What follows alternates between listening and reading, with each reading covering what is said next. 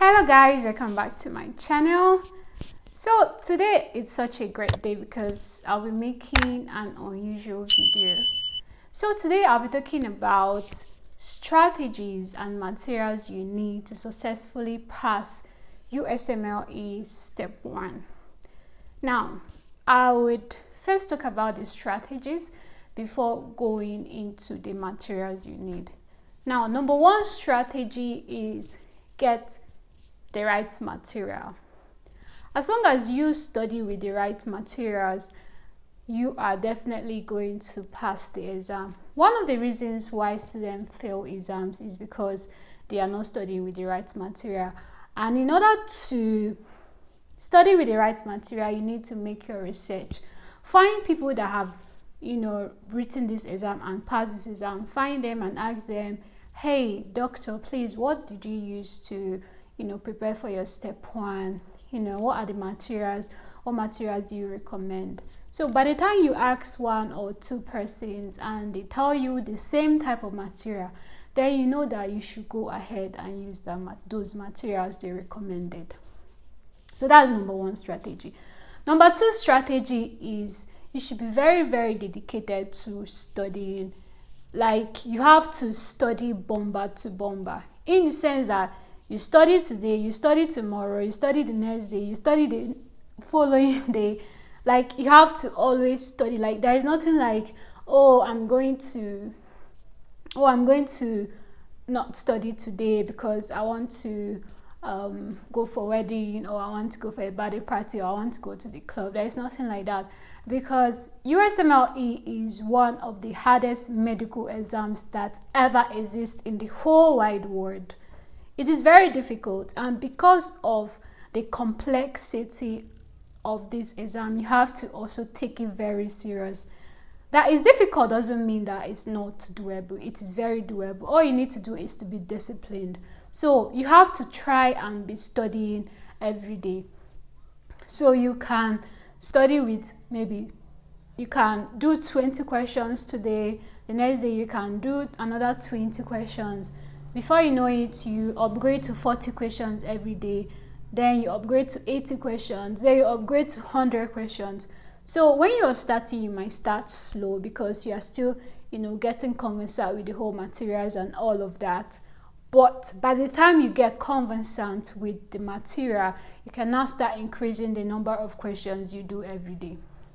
Don't worry, I'll go to the materials very soon. So I've talked about the first strategy. The second strategy is study every day. Like, give yourself a deadline, or tell yourself, I need to, be done with the whole materials by 4 months, so that the 5th month and the 6th month, all I will be doing is revision. So give yourself a deadline, and when you give yourself this deadline, you can now, study bomber to bomber. And that you're studying every day doesn't mean that you shouldn't take break. You can study maybe 8 hours, 10 hours a day, then you take break. You can just go and watch a movie, go and play ball, go and eat, go and cook, whatever it is that you love to do. Just take a break and go and do it before you come back to study. If you're somebody that likes making calls, you can just make call. You can visit your friends. You can, talk about stuffs. Like, whenever you have exceeded that 8 hours or 10 hours, then you can go and do other things that you enjoy doing. But this might be very difficult for people that work. Let's say you are working and you also need to be reading for this exam. It might be quite difficult for you. So for someone like that, you might not have time to go and be playing ball or visiting friends and all of that, because when you come back from work, you have to study. If you're not studying, you have to be at work. So it's going to be harder for people that are working. But anyhow, just still find time to rest, because you need to rest your brain in order to keep assimilating more information. So the third strategy of my list is find study partners. You can get at least 3 study partners. The reason I say 3 is because when 2 people don't show up, 1 person will show up. Or when 1 person doesn't show up, 2 people will show up. You get? So you need at least 3 study partners, and not just anyhow partners. You need people that that They are always going to be present. They are also as serious as you. Maybe their end goal is to write this exam in 5 months time, or in 4 months time, or in 6 months time. Like, you have to get people that have almost the same deadline or end goal as you. You don't need people that, oh, their end goal is to write the exam 1 year later. 1 year is too far, and then your own is in 5 months. You see, the goals or the deadline, they do not align. So you have to get people that align with your own goals, so that you people will be following almost the same scheme, almost the same timeline, so that by the time this person is writing, the next person is writing. Yeah, I know that in having study partners, that things might happen, in the sense that somebody might be sick and he or she will not show up, or somebody might be at work and because of work he might not show up. That is really quite understandable. But regardless, you still have to have other people. Like, don't exceed 3. Like, you should be at least 4, right? Don't exceed 3 partners. So you be the one to make, let's say you have 3 study partners, so you be the one to make them 4. Like, you should just be 4 in a group and have the same goal and just do the same things. Yeah. So the first strategy is get the right materials. The second strategy is study and rest and eat well. Then the third strategy is getting study materials and giving yourselves deadlines or goals. Yeah. So now I'll be talking about the materials that you need. Now, the materials that you need in order to successfully pass USMLE Step 1 include, number 1, first aid. First aid is like the Bible of USMLE Step 1. Like, you need to know your first aid front to back, back to front, middle, west, east, north, south, whatever it is, you need to know it very well. Although first aid it's not really detailed, in the sense that they expect you to have done medical school. Let's say you did medical school for 6 years, 7 years, 8 years, 9 years, 10 years, depending. So they expect you to have known all these things. So they are not supposed to be writing anatomical books or physiology books for you, or biochemistry or microbiology. You know, you can always reference your big books, but first aid is just concised. Like, they just gathered all the information and put it in one book. Yeah, so you might be reading it and you don't understand. But what you do is you can start reading it small. Even if you are not understanding, you can be referencing some videos that I will talk about later. So you can be referencing some videos, and then as you're referencing on some videos and you're watching these videos and then you're reading your first aid, you see that you will start understanding better. Another material on my list is UWORLD. UWORLD is a question bank. Another one is AMBOS. AMBOS is also a question bank, but I prefer UWORLD because UWORLD is, I don't know, it's more self-explanatory for me. AMBOS too is good. A lot of people use AMBOS, but me, I prefer UWORLD. UWORLD is more self-explanatory, so you have to subscribe for UWORLD in order to get their latest questions. So when you subscribe, you have to be solving questions on the UWORLD question bank. I think for step 1 UWORLD question bank, they have at least up to 4,000 questions, if I'm not mistaken. Yeah, 4,000 or 4,500 thereabout. Yeah, so you have to solve these questions, right? And what most people do is they start solving UWORLD questions as they are reading their first aid, because you realize that by the time you solve questions, even if you are failing these questions, by the time you are solving them and then you are reading the explanation to these questions, and then you go back to your first aid and then you read your first aid, you will see that your understanding will start getting better. You know, when you start reading UWORLD, it might be very difficult. You might not even be able to be finishing 40 questions in a day. You might only be finishing 20 questions. So don't be hard on yourself. Even if it's just 20 questions you are doing for a start, you can just be, reading 20 questions, solving 20 questions, and not just to skim through. You have to make sure you are reading and you are understanding. Don't leave any question until you understand the whole explanation, the reason why your answer is your answer or why your answer is not your answer, the reason why other options are incorrect. You have to really make sure of all these things before you go to the next question. So when you start UWORLD, you can start with 10 questions in a day, then you upgrade to 20 questions in a day, then you upgrade to 30, then you upgrade to 40, 50, 60, 80, 90, 100, 120, 200. The reason I started from 20 to 200 is because in the beginning, assimilation and understanding might be difficult. So you start understanding small. Then in the middle, you see that, oh my God, okay, I'm getting so used to UWORLD. So now I can do 40 questions. Now I can do 80 questions.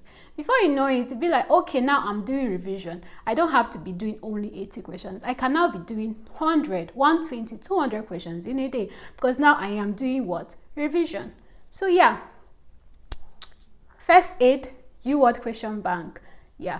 Then another resource that is very good is Randy Nell Biostatistics. This is a YouTube channel. Like, the man is so good. Like, his biostatistics are well explained. So if you are not good at biostatistics, you can just go to YouTube, search Randy Nell, and you see a lot of biostatistics videos. You can just watch as many as you can. And then when you finish watching, you now go to UWORLD and solve biostatistics questions. Yeah. Another YouTube channel that is also good is Dirty Medicine. Dirty Medicine is good. He explained a lot of ethics questions and some other videos about some systems. Yeah. So Dirty Medicine is also good. You don't have to watch all the videos in Dirty Medicine. You just have to choose the ones that you feel that you need. Then you watch them. Yeah. Now, when you are done with first aid and you're done with UWORLD, you now have to start testing your knowledge to know if you are ready for the exam, to know if you are going to pass when you write this exam. So this is where UWA comes in. UWA is a mock that you get when you buy your UWORLD subscription. So it comes with your UWORLD subscription. When you buy UWORLD subscription, you get UWA 1, 2, 3.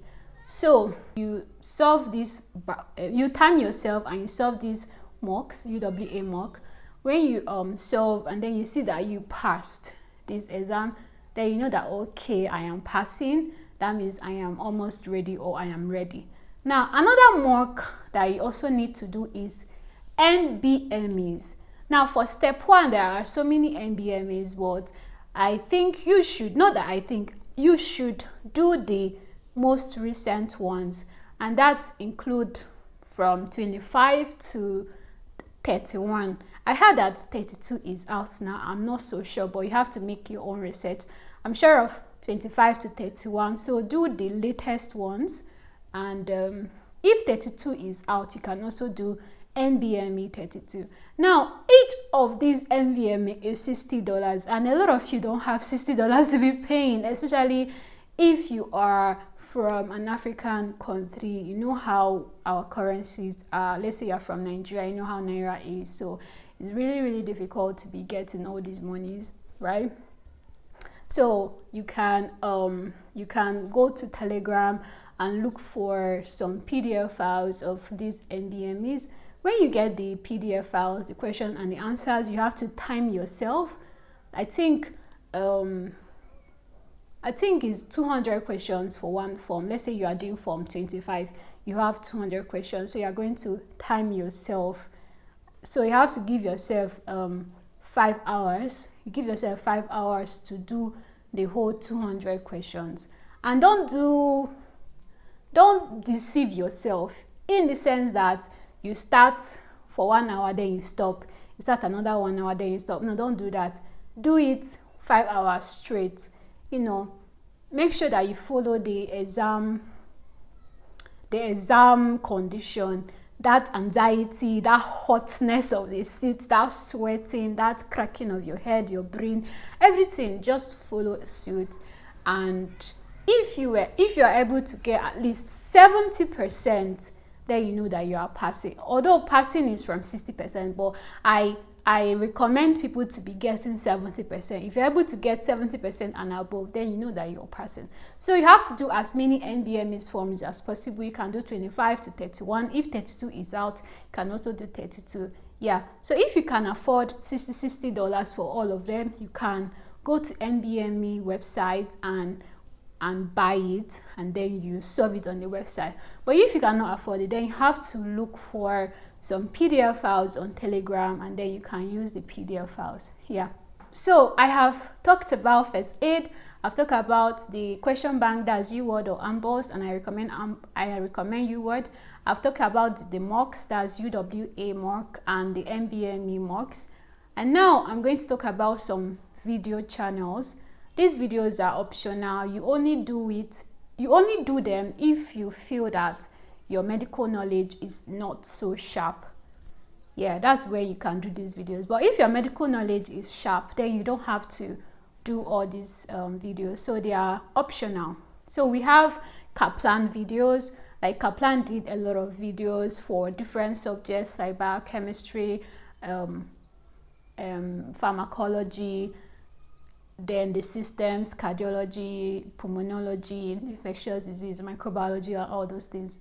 We also have videos from physio. You can check out physio videos and watch the videos. Then we also have the Board and Beyond videos. I think this one is more popular.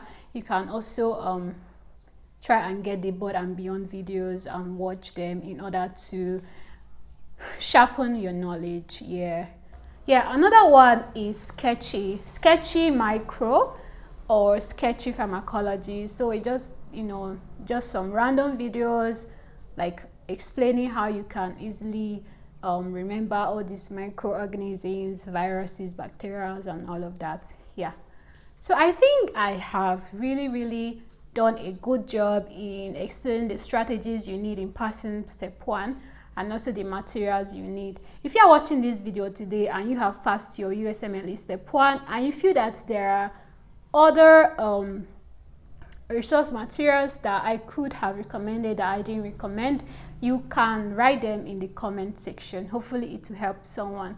But I believe that the information I have given out is enough for you to pass your USMLE Step 1 very well. Honestly, you don't need a lot of materials to pass USMLE Step 1. You just need concise material. If you have just 4, stick on that 4. Stick on your first aid, stick on your UWORLD, stick on your NBMEs, and stick on your UWA mark, and then stick on your Randinell biostatistics, and then stick on your dating medicine.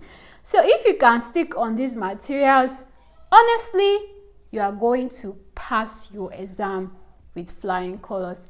And above all, don't forget God. You have to pray to God to help you to remember, because sometimes people do their work, they study, they make sure that they really study well, but then when they go to the exam hall, something just happens, and then they don't even know what to write anymore. Maybe because of anxiety or one illness or the other, or even ADHD, just anything. So yeah, you have to really pray to God for help, and you also have to do your part by studying and make sure that you are ready before you go for the exam. Another thing I want to say is that, let's say you finish all the materials within 4 months, and then you are now booking the exam. You have to give yourself at least 1 month extra to revise the materials, especially your UWORLD and your first aid. You need to give yourself at least another 1 month to revise. So as you are revising, you are now waiting for your exam date. So let's say you are done reading within 4 months, you now book the exam. So you give yourself 1 month ahead to revise as you are waiting for your exam date. Yeah, so that's just all about USMLE Step 1. And if you are preparing for this exam, I really wish you success, and I hope that you do well. Please share this video, subscribe to my channel, and thank you.